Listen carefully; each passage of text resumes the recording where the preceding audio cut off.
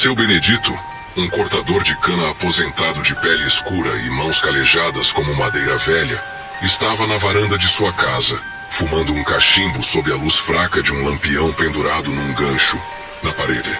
O cheiro do fumo misturava-se ao ar doce da cana, e o som do cachimbo borbulhando era um ritual contra o silêncio da noite, até que um barulho o fez parar. Um farfalhar rápido, como algo grande cortando a cana, vindo do campo além do quintal. Ele apagou o cachimbo com os dedos calejados, levantou-se com o corpo rígido de quem já carregara muito machete e pegou uma lanterna de metal que guardava numa cadeira ao lado. O feixe de luz cortou a escuridão, iluminando as folhas verdes e os talos altos da cana. Mas então ele viu algo que fez seu sangue gelar. Uma sombra longa e encurvada movendo-se entre os canaviais, acompanhada por um par de olhos verdes que brilhavam como esmeraldas na noite. Não era porco selvagem nem capivara.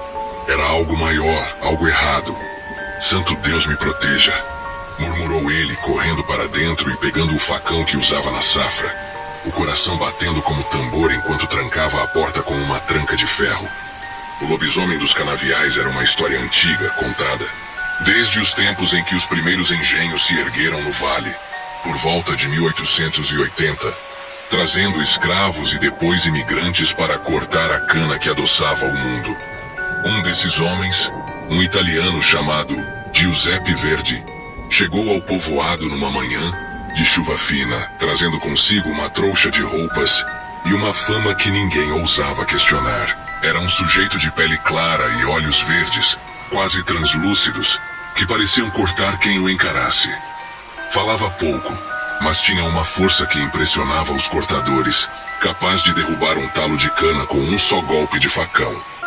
Diziam que ele viera fugido de uma fazenda em Campinas, após um incidente que envolveu a morte de um feitor numa noite de briga.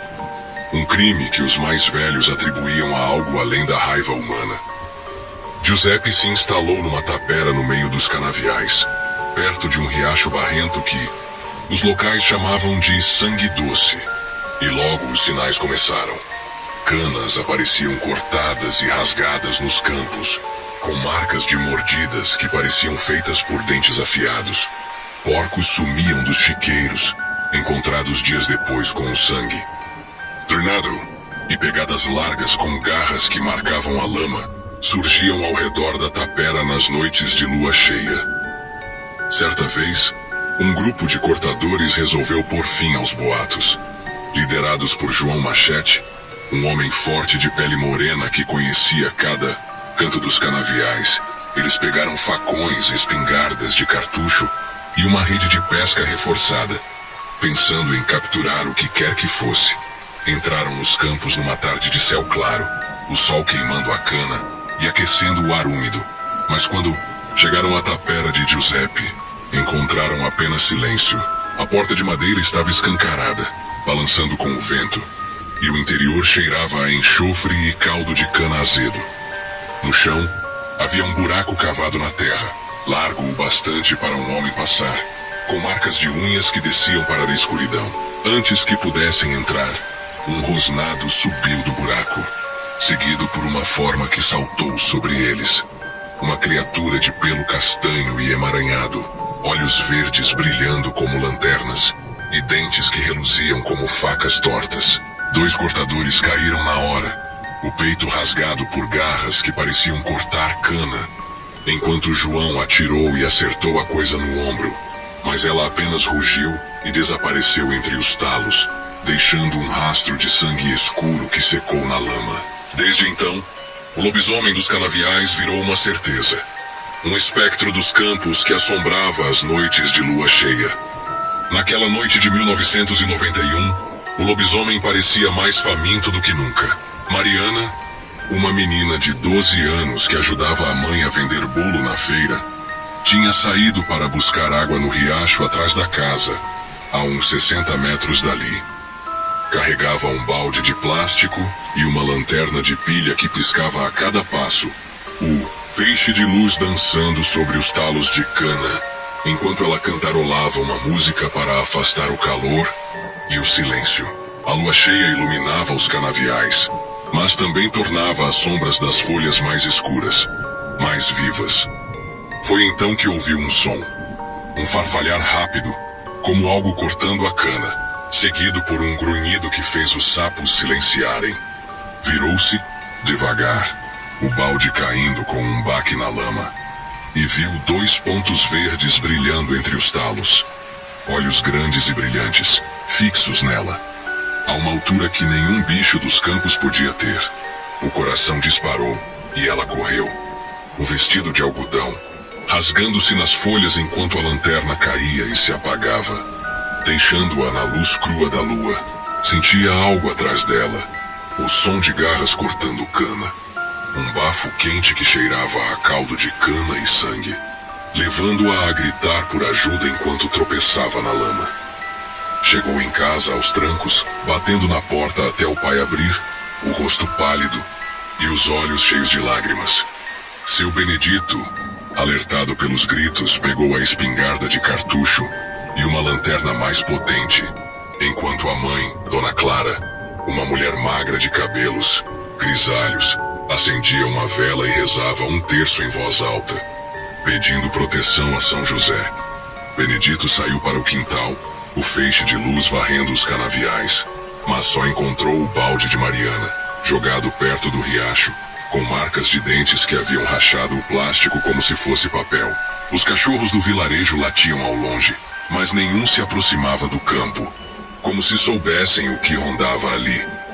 Ele voltou para dentro, trancou a porta com uma tranca de ferro e passou a noite vigiando, a espingarda no colo, enquanto os rugidos ecoavam pelos canaviais, ora distantes, ora tão próximos que pareciam vir do outro lado da parede. Na manhã seguinte, Vale do Açúcar estava em polvorosa. Mariana contava a história entre soluços, descrevendo os olhos verdes que a seguiram. Uma presença que parecia mais sombra do que carne. Benedito reuniu os homens. O Zé Cortador, um homem baixo que trouxe uma garrucha enferrujada. O compadre, Tonho, um cortador forte que carregava um facão e um rosário de madeira. E até Dona Rosa, uma benzedeira de pele enrugada que apareceu com um saquinho de sal grosso e uma cruz de madeira de lei que ela mesma tinha talhado. Decidiram ir até os canaviais, onde Mariana viu a criatura, seguindo pegadas fundas na lama, que cheiravam a enxofre e levavam a tapera de Giuseppe Verdi. O sol ardia no céu, o calor refletindo na cana e aquecendo o ar úmido, mas o medo os mantinha gelados por dentro. Chegaram à tapera ao meio-dia, o silêncio dos canaviais quebrado apenas pelo canto rouco de um bem-te-vi que voava em círculos. A tapera era agora um monte de tábuas podres coberto de folhas de cana e lama seca. Mas o buraco no chão ainda estava lá, uma fenda escura entre os talos, exalando um vapor quente e fétido. Zé Cortador apontou a garrucha para o buraco, as mãos trêmulas manchadas de suor, enquanto Tonho segurava o facão com força, os olhos inquietos vasculhando a cana ao redor. Dona Rosa ficou na frente, os pés descalços firmes na lama, e começou a jogar sal no buraco, murmurando uma reza que misturava o Pai Nosso com palavras estranhas em um dialeto caipira. Talvez um canto que aprendera com os avós que vieram das roças. De repente o chão tremeu. Um estremecer que levantou poeira e fez os talos de cana balançarem. Um rosnado subiu do buraco, seguido por um rugido que cortou o ar como um trovão seco. E então, ele apareceu. O lobisomem dos canaviais, uma figura colossal que saltou da terra como uma tempestade viva. Era alto, mais de 2,5 metros, com ombros largos cobertos de pelo castanho e emaranhado, úmido como a cana molhada. Os músculos retesados brilhando sob a luz do sol. Os braços eram longos, terminando em garras curvas que pareciam facas, de cortar cana, e o rosto era um pesadelo em carne. Uma mandíbula torta, cheia de dentes afiados e amarelados, pingando uma baba espessa que cheirava a caldo de cana e morte, e olhos verdes, profundos e brilhantes, que pareciam esmeraldas cortando o dia claro. Ele soltou um rugido que fez o ar vibrar, o som ecoando pelos canaviais como um aviso ancestral. Tonho gritou e largou o facão, correndo para os talos mais próximos, enquanto Zé Cortador disparou a garrucha, o tiro acertando o peito da criatura, que rugiu de fúria, mas não caiu. Benedito avançou com a espingarda, atirando novamente, e acertando o ombro da coisa, arrancando um jato de sangue escuro que secou na lama. O lobisomem revidou com um golpe de garra que jogou Benedito contra um talo de cana, o peito sangrando onde as unhas rasgaram a camisa.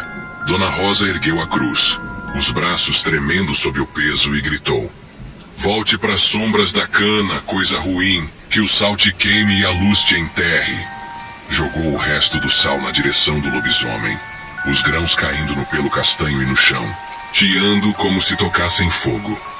A criatura hesitou, os olhos verdes piscando com algo que parecia raiva ou dor. Soltou um último rugido, grave e ressentido, que fez os pássaros levantarem voo das árvores próximas, e então recuou, saltando de volta para o buraco com uma rapidez que não combinava com seu tamanho. O pelo castanho desaparecendo na escuridão, enquanto a terra parecia fechar-se atrás dele. Os homens ficaram parados, ofegantes, o coração batendo nos ouvidos, enquanto Dona Rosa caiu de joelhos na lama, a cruz ainda na mão, rezando até o sol começar a descer atrás dos canaviais. Voltaram para o vilarejo em silêncio, carregando Benedito, que gemia com o peito envolto num pano rasgado. Dona Rosa ficou no campo por mais tempo, espalhando o que restava do sal ao redor do buraco e fincando a cruz na terra como um selo, murmurando preces até a noite cair e os canaviais voltarem ao seu silêncio úmido. Desde então, o lobisomem dos canaviais não reapareceu em Vale do Açúcar.